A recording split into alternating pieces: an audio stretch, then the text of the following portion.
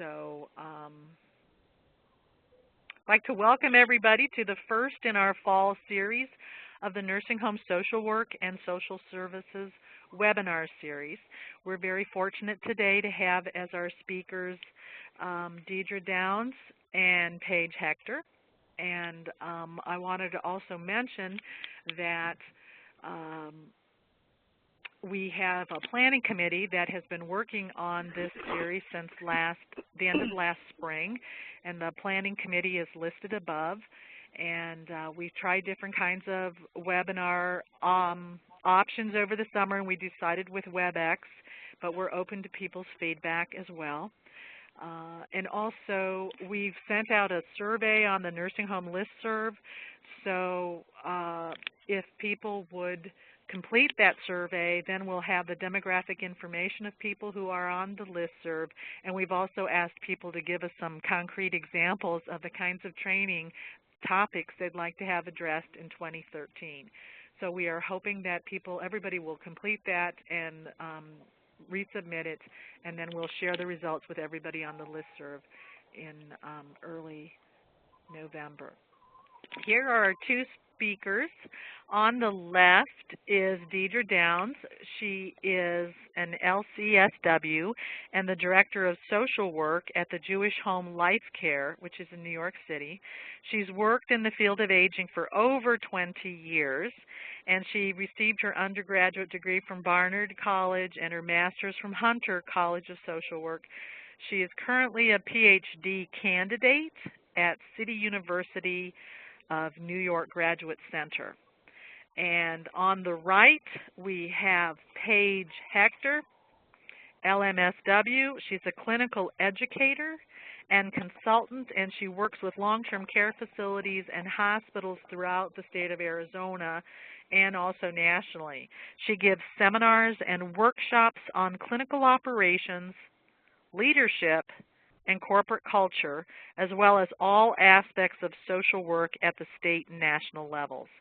Ms. Hector is skilled at inspiring staff to critically evaluate their own organizations and then gives them the resources and the guidance to make the necessary changes. So we are very happy to have with us our two speakers, and I'm going to share with everybody the results of the poll so that our speakers can keep that in mind as they go forth. So how many years of nursing home social work experience have you had? A third of the group has had more than 10 years.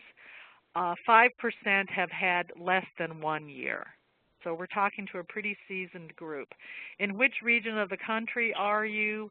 It seems to be spread. North, we have about 28%, and then the rest of the other options seem about distributed equally. How many beds are in the nursing home in which you work? 28% have over 120 beds, and the rest of the options are around 10%, with 30% of the audience not answering that question. All right, so I'd like to then turn it over to Deirdre, and let's see. You are now getting the privileges, Deirdre, to go ahead and advance the slides at your leisure. So welcome.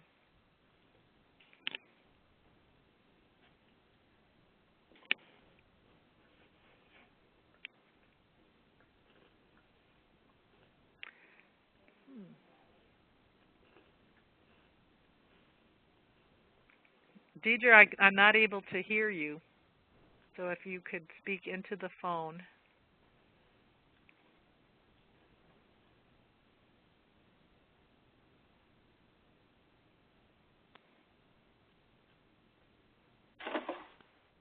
Deirdre?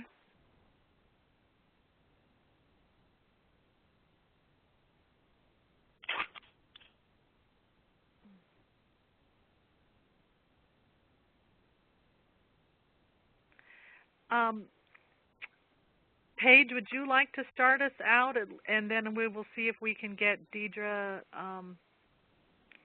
unmuted?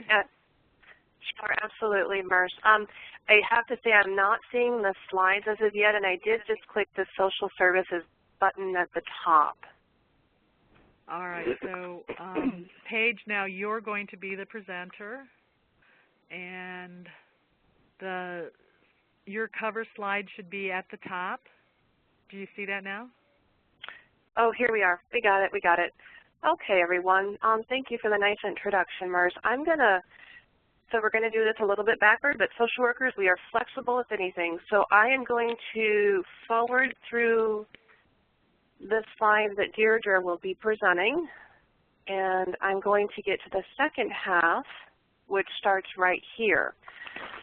So again, from my perspective, what I'm going to be talking about for the next 15 minutes or so are some of the operations that come to the social worker and how we have to view this position in terms of the rules, so to speak, and I always want to start off with policies and procedures.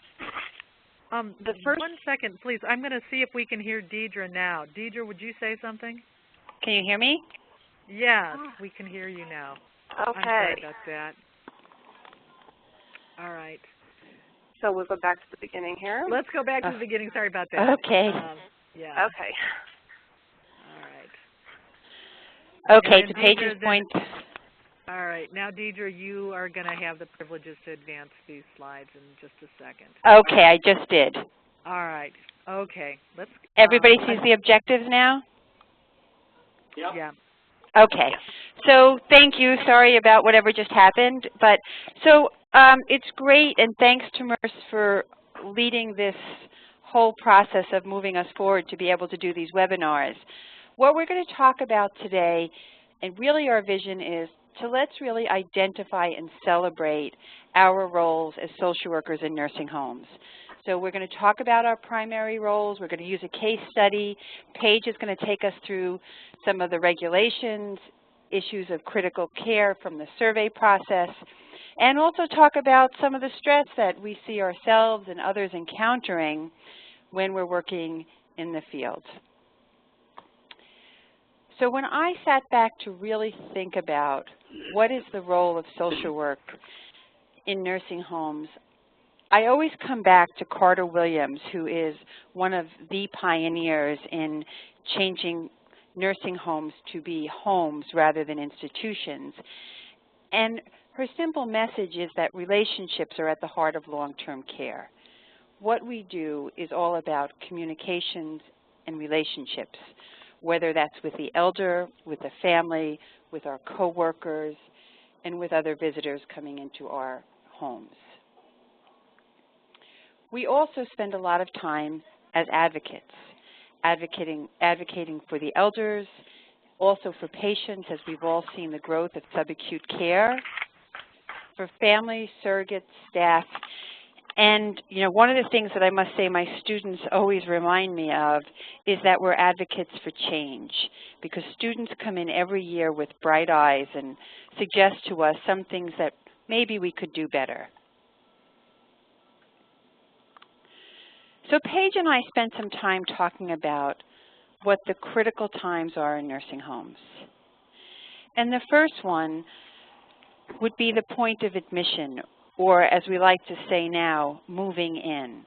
Just as all of us move into our homes or apartments, if we can change our language to elders moving into a facility. A good friend of mine was doing her work for her dissertation on the significance of what the first day is like for a person.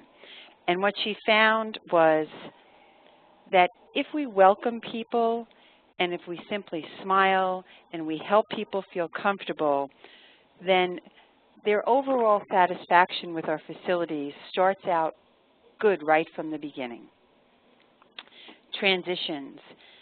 This thing that we're seeing a great deal of increase in over the recent years has been the person who comes into a subacute unit because they've had some critical event, possibly a hip fracture, a stroke, something's occurred, and they go to subacute care with the idea that they're just there for a short time and then they're going to go home. But then as events progress, either because physically they're not able to go back home, there's not the backup caregiving they need, or what we see a lot in New York is that their apartments no longer can accommodate their needs. People move from subacute to a long-term care bed. And the day of that transition is fraught with so many emotions. So any type of admission or transition, social work plays a critical role. Transition can also be from subacute back home to the community. We now see our surveyors paying a lot more attention to roommate changes. And under the QIS surveys, we'll see that we're being asked, have we introduced roommates? Have they had a voice in who their roommate's going to be? And while we know the reality for many people is that the choice is whatever bed is available, how we help introduce people, make connections, and also recognize when roommate situations are not working is really important. So speaking of the loss segment of this, yesterday here at our facility, we had a memorial service for people who died in the past 2 months.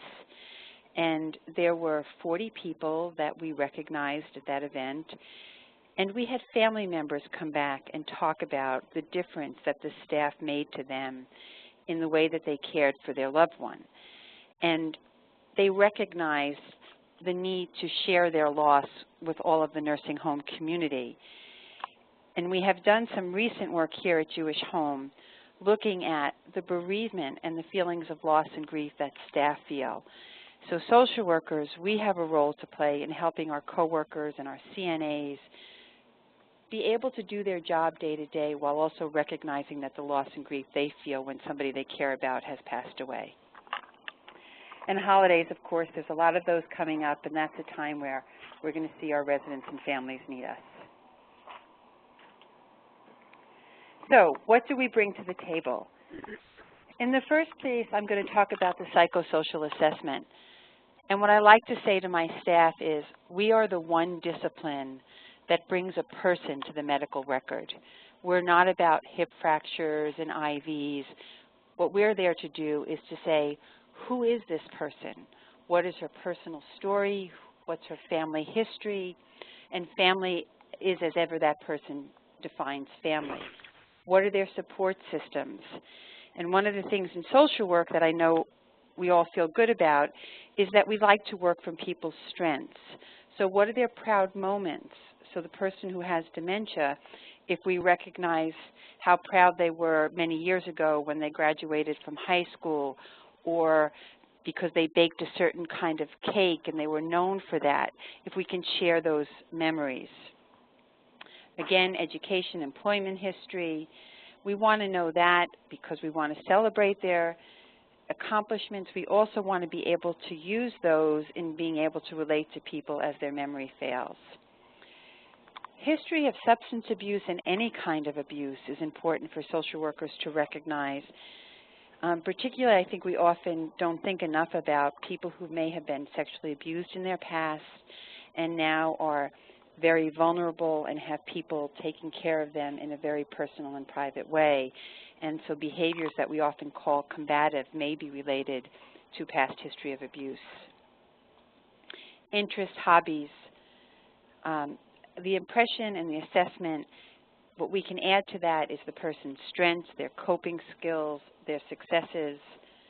We also want to know about their religious and spiritual being so that we can communicate that effectively to our staff members. So I'm going to walk you through quickly the case of Mrs. Jones. Mrs. Jones is an 87-year-old with advanced dementia. She's no longer speaking or walking. And the past month, she lost 5 pounds.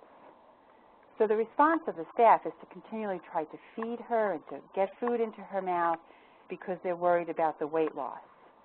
She came into the home initially through subacute. So on the side right there, speaking of social work role, we know we have a person with advanced dementia, and given that dementia is a terminal illness where the end stage people stop eating, that social work may have a role to play in helping the staff to understand what does it mean when she's pushing her hand away when the food is coming to her. What are her advanced directives? What are the goals of care? Mrs. Jones is also Hispanic and a devout Catholic. She raised 3 children and was married to her husband for 50 years. He died 8 years ago from cancer, and for many years she was his caregiver. She worked as a cook for a family when her children were growing up. She's always been a family person.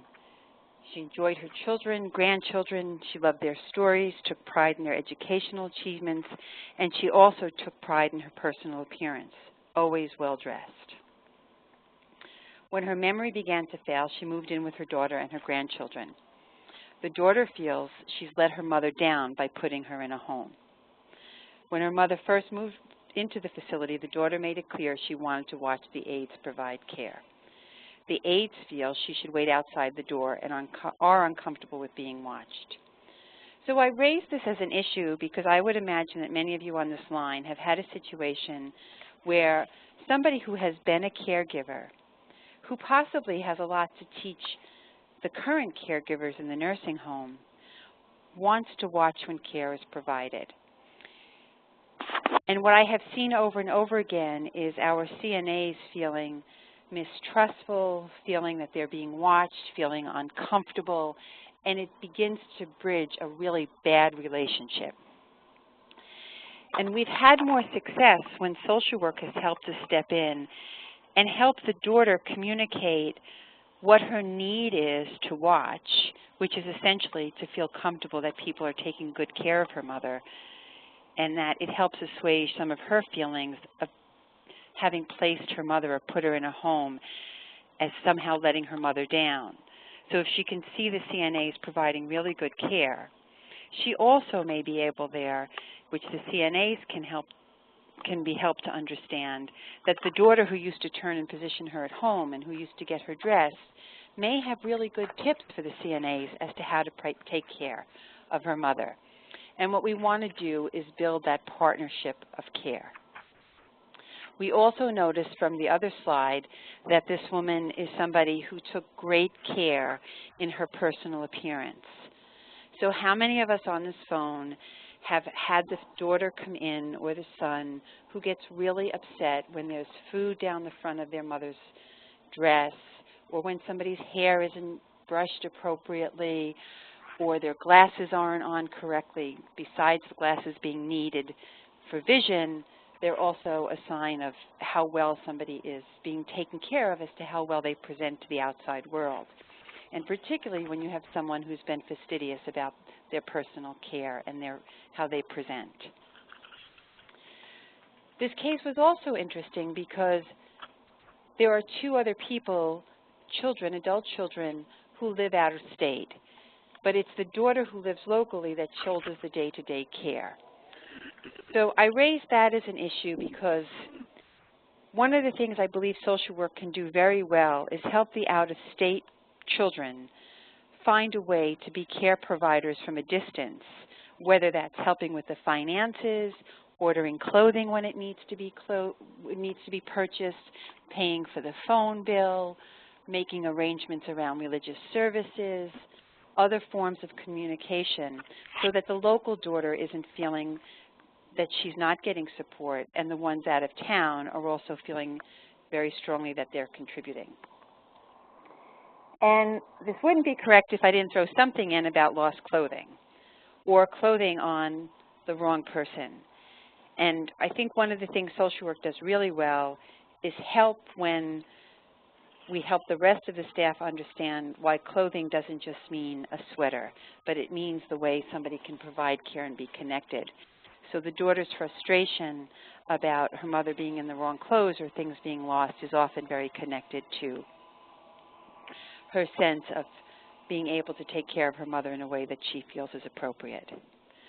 So to summarize this somewhat, the social worker is the person who helps us understand who is Mrs. Jones, who is this person, not the disease, what's important to her, what does staff need to know about her, and how do we share that with the team? And do we make sure that we share it with the CNAs, and are the CNAs part of the meetings? What are her values, beliefs? What makes her comfortable? How can the social worker intervene to improve the relationship between the staff and the daughter? And we spoke about the out-of-town children. Finally, just to address the care plan meeting and who should be present. And as a reminder, I think it's frequently social work who reminds staff to say, we need to make sure the daughter's invited, if appropriate, and if Mrs. Jones is able to attend and participate, that she should be there, that we need to be addressing goals of care, and I'm sure at some point we'll have another session on just talking about end-of-life care planning and understanding what's important to the person, and also for all of us to understand very clearly what are the legal guidelines for end-of-life care planning and advanced care planning in the place where we live, and how do we help other family members understand that. A big issue in nursing home care is understanding dementia. And at the end of this, you'll see you get some references to the Alzheimer's Association, which has done nice work on putting brochures out about end-of-life care and dementia, remembering that it's the 4th leading cause of death in the country at this point. So frequently it's social workers who arrange the care plan meeting. We want to make sure we have the resident at the center of that care. We want to make sure their voice is heard, whether it is heard through them being able to speak it, whether it's their family member being able to bring that out, or the CNAs who take care of them day to day, being able to recognize signs and symptoms of pain, what makes somebody comfortable, and really giving due respect to the amount of time that the CNAs or the nursing assistants spend taking care of someone. I-care plans are essentially care plans that say, you know, I, Deirdre Downes, would like to remain comfortable as my goal of care, so please make sure you give me pain medication before you care for my wound. So it comes from the voice of the person. We need to pay attention to where our care plans may take place and how prepared the participants are. And social workers often play a key role in helping families bring out their questions in advance, write them down, and be prepared for when they come into the meeting, because any of us, when we're anxious, can forget to ask what we wanted to understand. So if we help people write them down ahead of time, that's often very, very helpful. Before I leave the care plan, I also want to say, how many times have any of us been involved in writing a care plan meeting, writing a care plan, and saying that the person has been non-compliant? And one of my favorites in this is the person who's non-compliant with a diet. We frequently in nursing homes say what kind of calorie diet an older person should be on, whether there should be salt or no salt, whether it's a diabetic diet. And then when the person who never agreed to this diet in the first place doesn't follow it, we call them non-compliant. So the I-care plan speaks to, is this a care plan that the individual is in agreement with and supports? Or is this our subjecting someone else to what we believe their care plan should be? When we move to discharge planning, which a lot of us are spending a good deal of time in as the subacute population grows, just 2 key points for today's presentation is, when we talk about a safe discharge plan, I think the social work voice really brings out, is this plan safe, and from whose perspective safety matters? So we have to be careful of the agency and agency liabilities, but we also have to recognize that people have been living in the community for quite some time and may choose to go home even if there's risks involved. And this issue, when we're frequently asked to discuss capacity versus competency, we're always reminded that competency is a legal term and capacity is always decision specific. So does the person have capacity to direct a home care worker is very different. Does the person have capacity to manage complex financial regulations? Those are very different. So capacity should always be decision specific. Okay, I'm watching time, so I want to just move quickly through other roles we play, and this is the whole systems piece. How do we guide this daughter through the system that's going to help her understand and find comfort in having her mother in the nursing home? So, does she know where the beauty parlor is? Does she know how to get the wheelchair repaired when it broke? And if the wheelchair isn't clean enough, how do we make sure she knows how to go about getting the wheelchair done? What happens when the hearing aid gets lost? Day passes, overnight passes. What is your policy? Does the family member know that? Do they know who to go to for finances? Do they know how to apply for Medicaid or what a pooled income trust is or spousal refusals? How do we make those referrals? How do they purchase clothing? What do we have available for religious and spiritual life? Do we connect them with people from the outside community who come and visit? Do we have religious and spiritual leaders right in our own organization? Have we connected them to their family council and to support groups?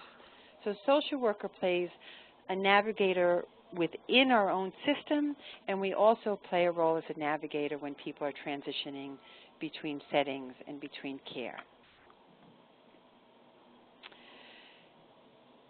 Something that I think many of us come up with against on a regular basis are the issues of social worker as advocate. And we are social workers working essentially in a medical model, though that's changing somewhat. And when do we allow for choice? So efficiency, it's much easier to feed people all at the same time of a day. It's easy to put people to bed at the same time. It's easy to do things in an efficient way, but maybe when we look at resident choice and advocate for that choice, then we have to put on our role as advocate while also understanding the big picture. So how do we figure out ways, not all places at this point have turned to a full, say, greenhouse model or really gone through a total culture change process, although that remains a journey. But we're still dealing with tray line service for breakfast, lunch, and dinner. We're still working in facilities that might be waking people up very early in the morning. My favorite being waking people up to give them their sleeping medication. So efficiency versus resident choice is something that we constantly have to be advocating for to make sure that resident choice comes out.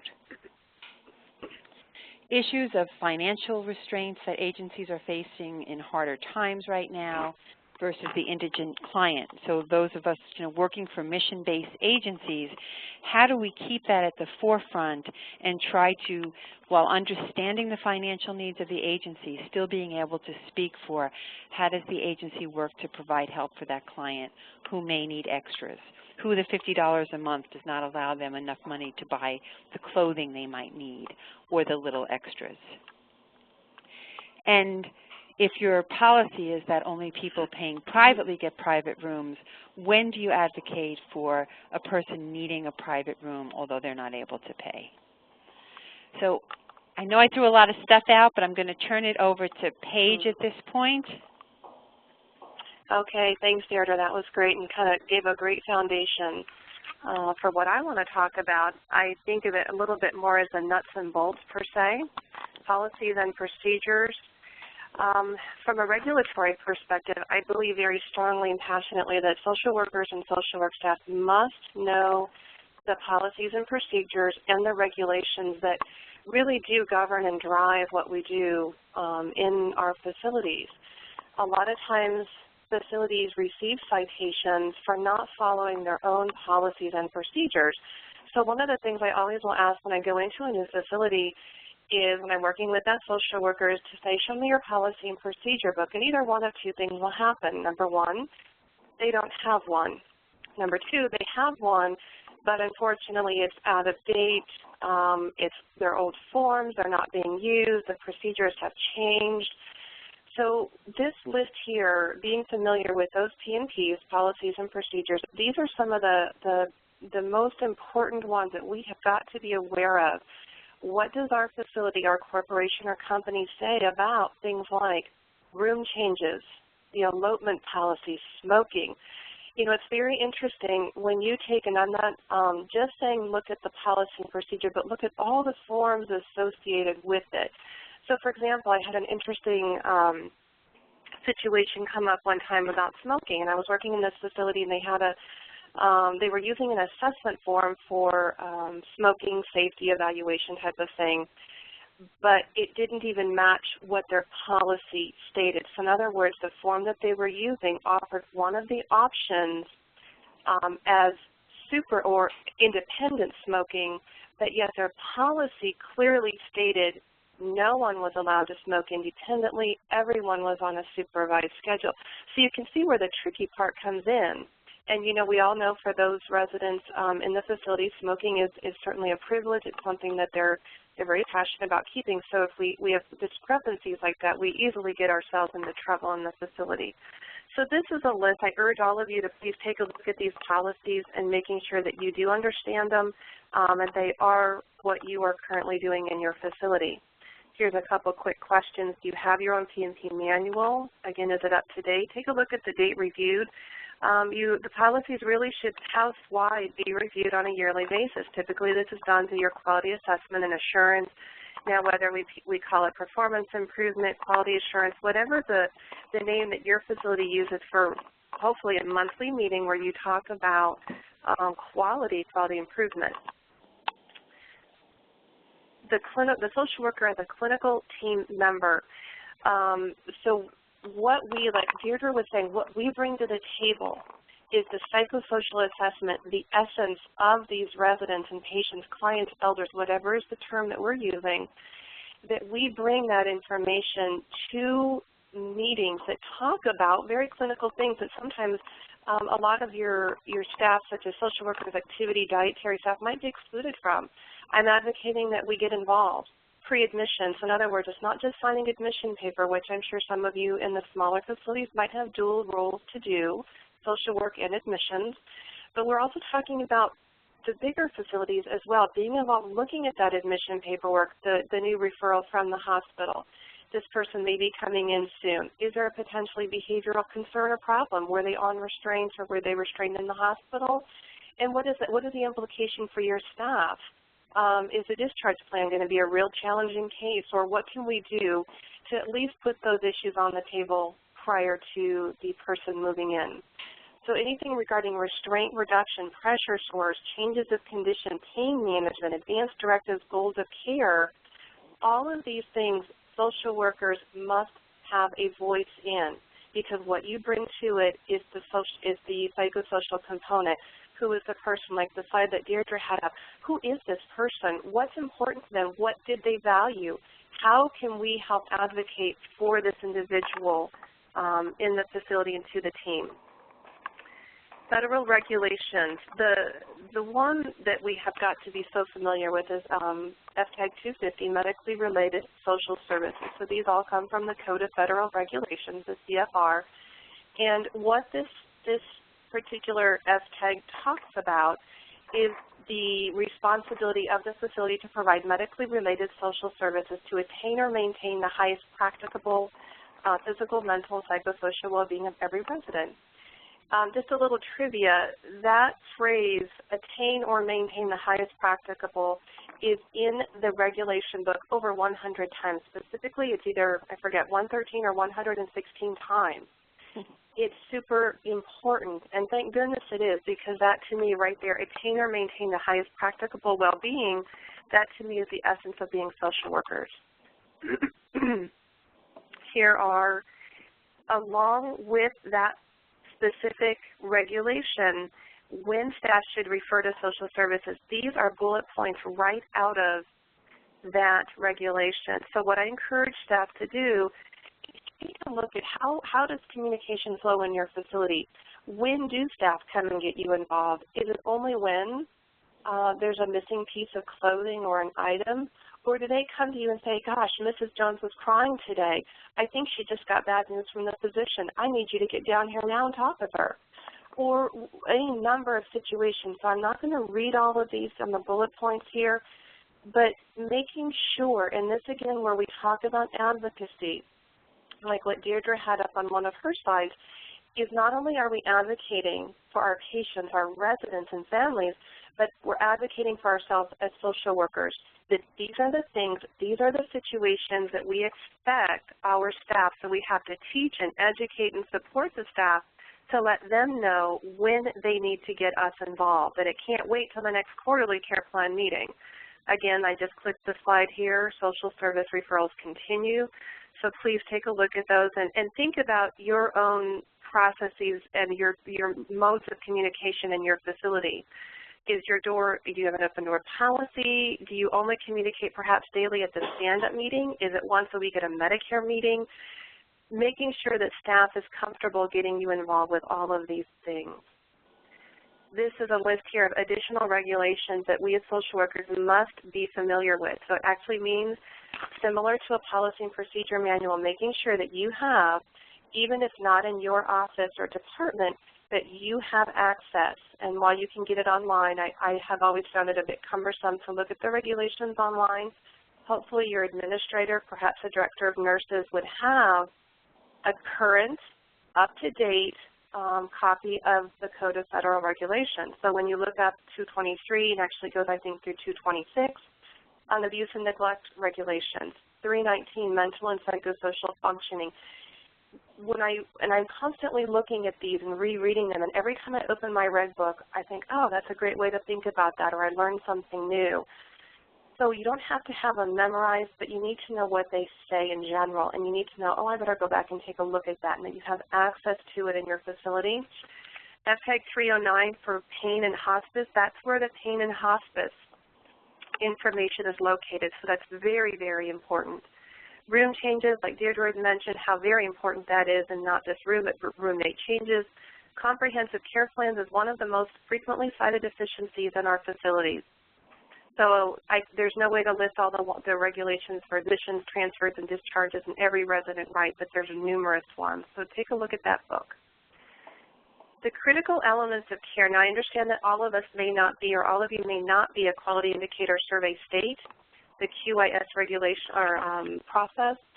It's still very important to understand the critical elements of care, because whether or not you're a QIS state or not, these 5 critical elements of care really drive all of our processes in the facility. So taking a look at comprehensive assessment, I've indicated which FTEGs correlate with which critical element of care. So from a psychosocial perspective, looking at your particular form, is it comprehensive? Is it complete? Does it look for those things like proud moments and the strengths that really give us the essence of who this person is that's now living in this home with us? So the comprehensive assessment leads to a comprehensive care plan. You cannot do one without the other. The care plan implementation by qualified persons, and what that means is, a very good way to explain this is with behavioral interventions. If we have a behaviorally challenging situation and we put behavioral interventions in place, and we might say redirect resident, every single staff person that works with that resident needs to understand what it means to redirect, and specifically how to do it successfully for that resident. Does it mean singing a song to them? Does it mean engaging them in discussion about one of their proud moments, about baking that cake that was super important? What recipe did you use? What were those ingredients? What did you like about it? How did it smell? So the redirection component has to be done by people who are qualified. So a very clinical example would be you have a new patient that's now using a very complex wound care treatment. If the nurses aren't trained to do that, they're not a qualified person. So it runs the gamut for all staff. Care plan revisions, just simply that whether the care plan is working or not working, that we're revising, it's a working tool. And then provision of care and services. I sum that up by just saying that we're doing what we say we're going to do via that care plan. So if you take a look, social work staff, take a look at all those care plans that you have in place, behavior, mood, discharge planning, anything related to social work. Look at the interventions. Are you doing each and every one of them, and are you documenting that you're doing each and every one of them? Common thread. So this is my framework. So anything that you do, whether it's interventions, interviews, documentation, any kind of assessment, crisis intervention, behavioral intervention, meetings, care plans, and conferences, this is the framework I'm constantly referring to and making sure that we're thinking about these issues. So get in the practice of asking yourself, what's my policy on this issue? Oh, we had somebody who made it out the front door and they tried to leave the facility and they lacked the capacity to do so, the decision-making capacity. Wow, what's our facility policy and are we following it? Or, gosh, this person scored in the suicide risk assessment on my PHQ-9. Oh, did I put the protocols or procedures in place for my suicide policy? What's the regulation pertaining to this particular situation? And am I demonstrating competent practice? So would a reasonably, a colleague with reasonable skills such as mine would be doing the same kind of work that I'm doing? Is my performance consistent with those of other people equally trained? Am I using critical thinking skills? Is my clinical judgment sound? Is my documentation defensible? So in other words, if your documentation was read in a court of law or was read by the surveyors, would it capture the decision-making process behind what you did or what you decided not to do? So action or inaction, is it defensible? And lastly but not least, of course, is have I met the critical elements of care, the comprehensive assessment, comprehensive care plan, etc. Okay, quickly we're going to talk about burnout and burnout prevention here. So I had this idea of somebody kind of drowning in water to coming up out of water and finally extending that helping hand. There's a fabulous book called Overcoming Secondary Stress in Medical and Nursing Practice. Robert Wicks, I heard him speak at a conference, and one of the things that he talks about is the definition, first of all, is the pressure that results from reaching out to others in need. And that's what we do as social workers. If we continually do that and not recognize that that takes a toll on our lives, on our families' lives, the significant others in our lives, we're doing a disservice, not just to ourselves, but those people that we work with.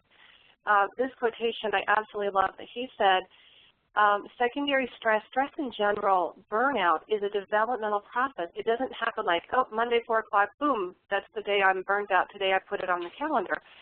What he said was, we don't know when to scream today. If the bath water raises 1 degree each hour, we don't know when to scream. And I think that really hit home for me because as social workers, we just take on and take on and take on, and we tend to say yes an awful lot, and we don't realize when we have hit the wall until it's too late. So I'm constantly teaching staff, saying no. And yeah, I did mean say no. You say no sometimes. You shut your door, you put your phone on mute. You tend to those things that you need to get done for that day because a good social worker will become known as a problem solver. You have to figure out the boundaries. You have to know when to say no, when something is out of your purview, out of your comfort zone perhaps, or simply would be more appropriate delegated to another individual. Getting support from your administrator and director of nurses is got to be a must, especially when you're thinking about kind of stretching yourself and maybe saying no sometimes. You need to have that conversation with your administrative staff so they understand why you're doing that. This quotation here, putting slippers on your feet instead of trying to carpet the world, really made sense to me. That sometimes we do the very best we can do in this moment today. And Mr. Duffy lived a short distance from his body. It's from a book, Dubliners. The essence of that, does that describe you right now? How do people feel when they are with you? Are you distracted? Is your pager, your beeper, your phone, are you getting pulled in so many directions that when you are actually sitting down to do that assessment with that new person in your home, are you giving them your 100% full undivided attention? Or are you constantly being interrupted? Or are you so worried about all your MDSs and all the stuff you haven't done yet that you can't focus on them? It's just too much. Remember that people may forget what you said, but they'll never forget how you made them feel. So if you're getting to the point of feeling like too much, it's just too much, you need to have a conversation with your administrator or director of nurses. Asking for what you need. Take that microphone, get up there and be very assertive. Think about these questions here. What challenges do you face right now in your facility? Granted, they might be very different for all of you. Some of them might be the same. Identify the resources that you currently have, both within and outside of your facility. What supports do you have? What do you need? Are there areas that perhaps you want more training? And do you have the necessary tools? So by tools, think about your policy and procedure manual, regulation. Do you have social work tools that can help you be more successful? Perhaps there's some articles out there. There's lots of wonderful research by the people that are on this planning committee. Utilizing those tools and resources to help you do a better job, to help support you. Once you think about those questions, once you gather that information up, you get prepared and you identify what's the policy that I'm concerned about. You know, maybe it's something to do with the smoking or elopement or grief policy or grievance procedure. Look up the regulations. Come prepared. Show your administrator, here's the areas I'm concerned, here's our policy, here's the regulation. Identify what you are doing successful and also what you need to have.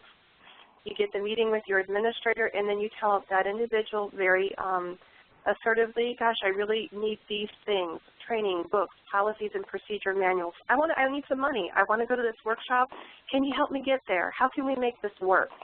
And then outline when they do say yes, hopefully they will.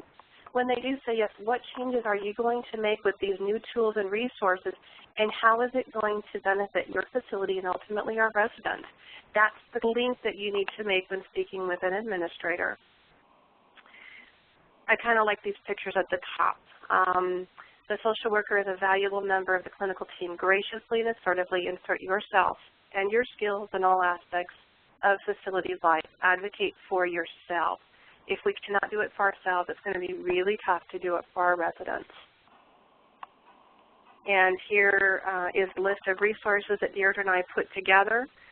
There's some wonderful articles on here. There's some great care plan books on here. So we really encourage you to take a look at these. And I believe we're at the end. So Merce, shall I turn it back to you now to do the questions part? Okay, I'll do the question part. What I'd like to do is open up the phone lines for our participants. If you have a question, would you please put up your hand, raise your hand. You do that by the right-hand side of the screen, and then I will see the names of the people who have their hands up, and I will just say your name. If you didn't register, then we don't have your name on here, and so it'll be really difficult to have you ask a question. But let's see, are there any questions? Merce, I'm seeing a written one there. Where can we get a copy of the PowerPoint slides print off? I have them posted on the our nursing home resource page, which is the first source that you listed on the sources. So it's on the listserv resource page is there. Julie, and I put the link on the chat screen, is our link. Julie Bishop, I'm going to open up your mic. What's your question, please? I think my question was the same. Could we get a copy of this PowerPoint? Yes. What our intention will be is to post the PowerPoints for each presentation on the the nursing home resource website.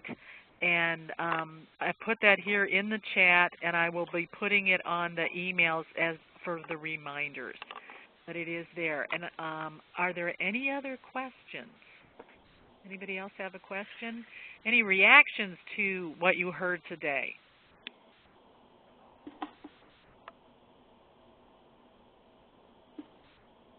Was any part of what you heard a surprise to you or new to you or good to hear?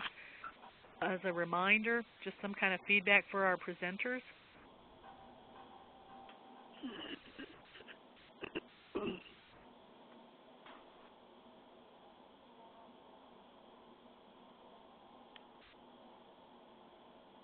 All right, let's go back to, I'm going to see if Bob Conley has anything that he would like to ask or mention.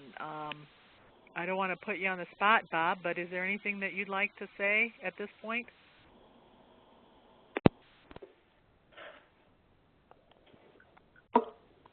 Hello? Hi, Bob. You're on. All right.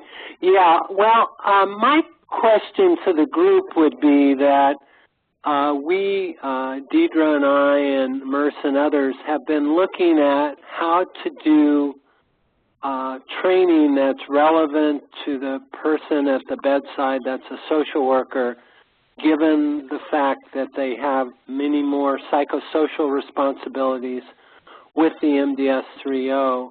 And I guess what we heard on several focus groups was how busy people are and how having both the skilled requirements where people are discharged in a short period of time, combined with the long stay resident where you have to monitor the PHQ-9 and do more work with transition, that people are very busy and have a lot of documentation. And I guess my question to the folks on the line is, given your current responsibilities, are you able to do the level of social work role that Deirdre and Paige have talked about? And if not, what are some of the obstacles or some ways that perhaps we can do more training? As people think about that, there are two other questions. So, in fact, Cece, I'm wondering if you can put up a poll question of what Bob's question was, and that is, to what extent do you feel you are able to enact the role as described today? You know, not at all, somewhat, or completely. And I'm going to go to Rebecca. Rebecca M., would you like to go ahead with your question? Thank Rebecca you. Martinez. Can you guys hear me? Yes. Okay. Thank you so much for the presentation. It's a great idea. I actually have some of our social work interns in here, and then we also have a new social worker here, and she just had a comment. Her name's Eloise, and she's a new MSW that just started here. Rebecca, can you tell us where you are? Yes, I'm sorry. I'm in Phoenix, Arizona, Arizona State Veterans Home. Okay, and your question, please. Thanks. Well, we didn't really have a question. We just had more so of a comment to the presenters. I like the quote that they used about building better relationships with the CNAs. I think that is important because here the CNAs work so closely with our veterans, so I think that that was a really good point to build better relationships with them. That would help out a lot. That was it. Okay. Thank you. And then Julie, do you have a question? Julie Bishop. No, I was just going to make the same comment that I thought that the information was very concise, and I also I'm in Mississippi at a veterans home as well, and me and the other social worker that are here. As far as the question about, MDS, the changes we've had to make, it's increased the amount of time we're spending with our residents, which is a good thing, and I'm lucky that we do have another social worker. We can get the work done and continue to fulfill all the other responsibilities we have, and really if you're just paying attention, a lot of times you can get your MDS information just from paying attention. Okay, good point. This is Deirdre. Can you hear me, Marcy? Yeah, I just wanted to point out something on the resource list that I have personally found very helpful. The Alzheimer's Association in New York City has started doing, they have an association task force that just focuses on nursing homes, and they are putting out newsletters every month. They have one on shedding light on sundowning, how do you know pain and dementia, what's going on with the LGBT population, how do you use music and iPods in the nursing home. And all of these newsletters, they're one sheet and they're free. They will send them out to you, and we've given them to families, and they're wonderful. They also have current research on them.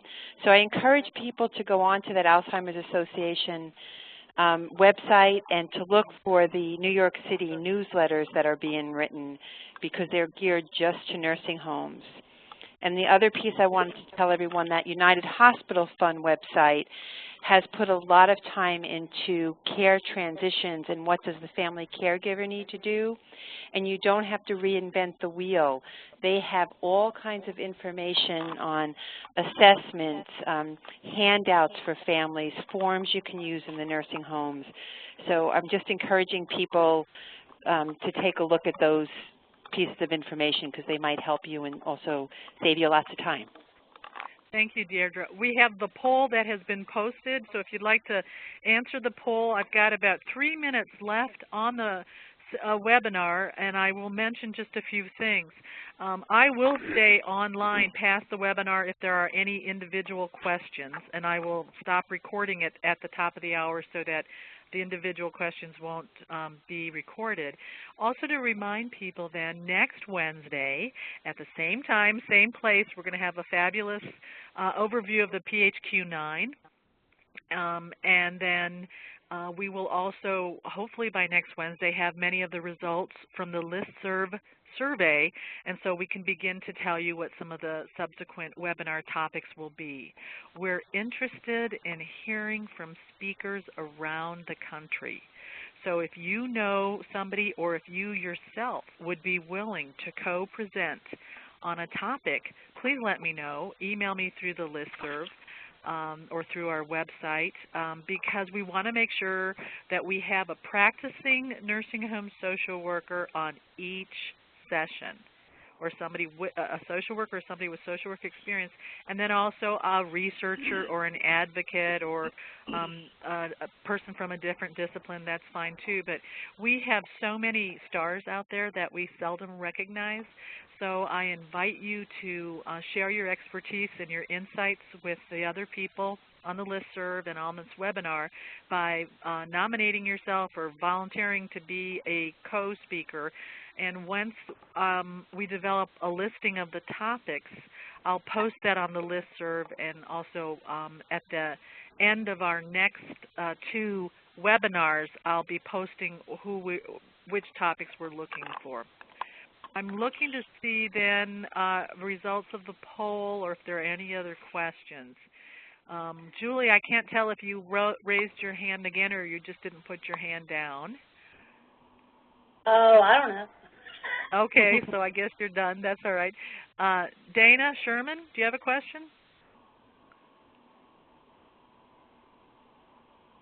I don't see that you're connected by phone, Dana, so unless you put it in the chat, we're not going to be able to see your question. And Tsitsi, would you like to, it looks like the poll is just about done, so let's see the results. I'm not...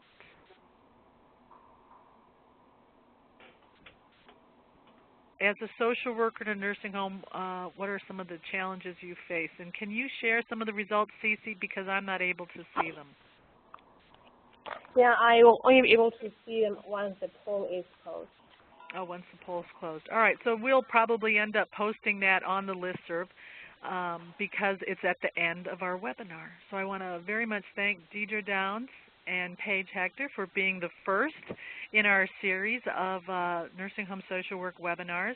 And I want to thank the 55 people who joined us today for your time, and we look forward to your feedback. We want to make this a really useful part of your day. So I'm going to end the official session, and I will stay on if anybody wants to talk about anything. So otherwise, thank you and goodbye.